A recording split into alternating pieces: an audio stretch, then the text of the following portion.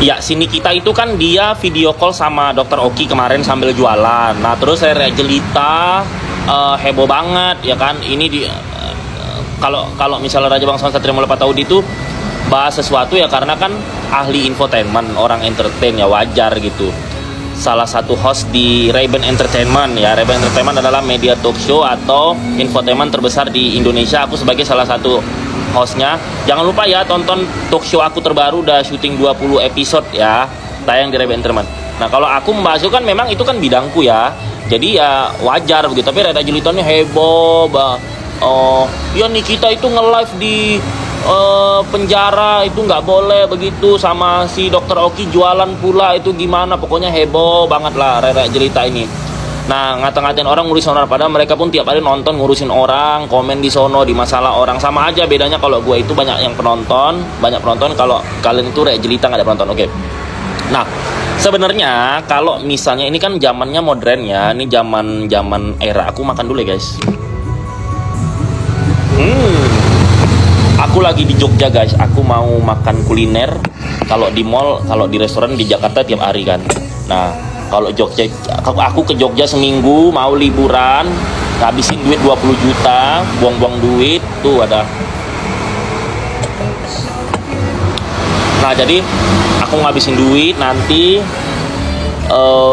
aku makannya mau di pendopo, mau di joglo-joglo, mau di lesehan, mau yang Jogja banget, mau yang Indonesian banget, mau tempat-tempat, ya pokoknya yang ciri khas yang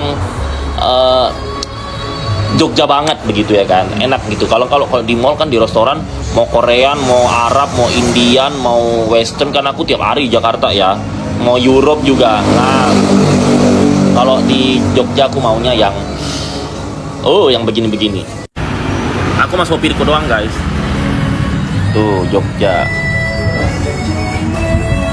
Ya jadi sebenarnya ya kalau Nikita kemarin kan dia menyapa Dokter Oki, itu nggak masalah guys, nggak masalah. Itu nggak masalah. Kalau aku membenarkan benar, salah. Jadi gini, kalau dalam lapas itu ada peraturan sehari itu kita boleh video call atau teleponan di wartel, namanya wartel gitu. Itu kita boleh teleponan, terus video call boleh. Tapi ada batas waktunya. Waktu aku video call sama mami online kadang boleh 5 menit, kadang boleh setengah jam. Nah itu orang-orang dalam lapas itu boleh video call sama keluarganya asal tidak lewat dari waktu yang ditentukan. Jadi kalau menurut gue ya nggak ada salahnya lah sini kita video call sama Dokter Oki, terus dia sambil say hello atau sambil mempromosikan produk-produknya si Dokter Oki, nggak masalah juga sih, karena itu kan zamannya era digital ya, jadi nggak bisa disalahkan juga.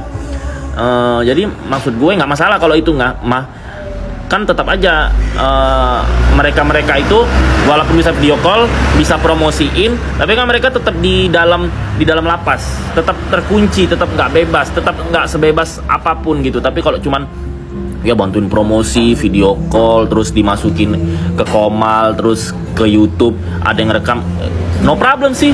Ini kan bukan zaman bahla, ini kan tahun 2025. Jadi kalau yang untuk yang kasus ini nggak masalah kalau si Niki tiba-tiba video call sama Dokter Oki, terus dia mempromosikan produk, terus dia direkam orang, itu nggak masalah sih, asal tidak melebihi dari waktu yang ditentukan oleh penjara begitu. Jadi kalau itu sih nggak masalah sih guys, jadi legowo aja kalau begitu mah.